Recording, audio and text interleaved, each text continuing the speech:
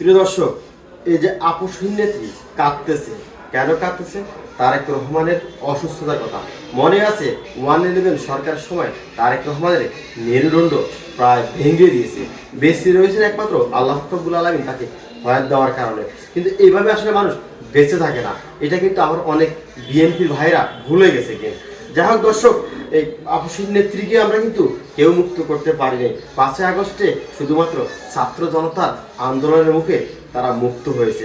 একটা বালু ট্রাক সরিয়ে বেগম খালেদা জিয়াকে আমরা চিকিৎসা করাতে পারে নাই, দেশের বাইরে চিকিৎসা করাতে পারে নাই। বিএনপির অনেক নেতা এখন বর্তমানে বক্তব্য দিচ্ছেন।